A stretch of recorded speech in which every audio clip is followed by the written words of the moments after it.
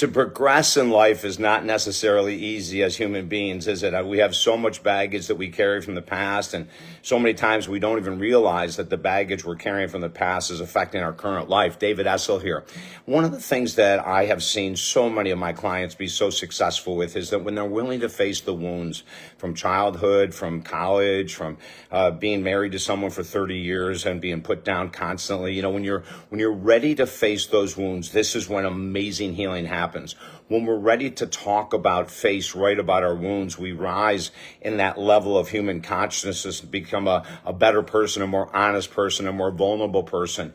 It's all about facing those wounds. And what are those wounds? Well, there could be things that we're insecure with, right? Maybe we're afraid to speak up. We could be very codependent. We don't want to rock the boat with our family or our friends or relationships.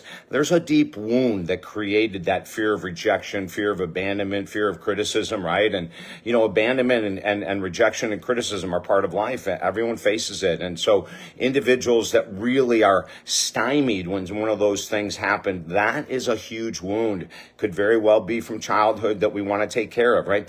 Any addiction to the world, from vaping, nicotine, to pot, to food, to porn, sex, alcohol, drugs, television, news, politics, it doesn't matter. Any addiction says that there's a wound underneath that's pushing us to try to escape reality. This is just the fact. All of us have wounds. If we're addicts, I was an alcoholic and a cocaine addict for 30 years, started at the age of 12. There was deep wounds that pushed me in that direction.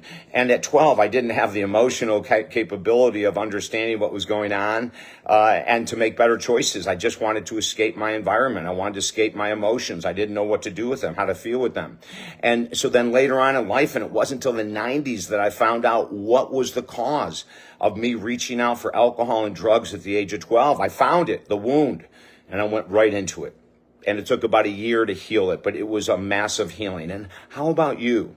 If you procrastinate a lot, that could be just due to some type of a wound that you've had in the past. Perfectionism can create wounds. If you were expected to be perfect as a child, my God, we go through life never thinking that we match up to what we think we're supposed to be because of things in childhood, right? Wounds can be the fear of going to events on our own. We don't want to go anywhere on our own.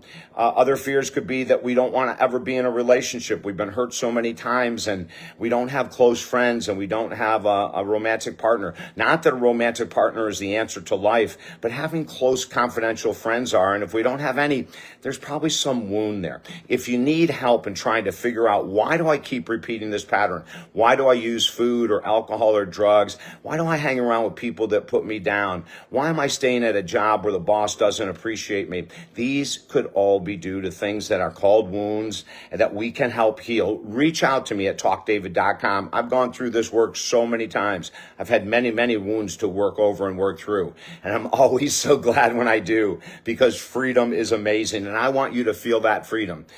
We have discounts, of course, on all of our programs right now. Talkdavid.com. Let's work together from wherever you are. I hope you have a great day. Bye now.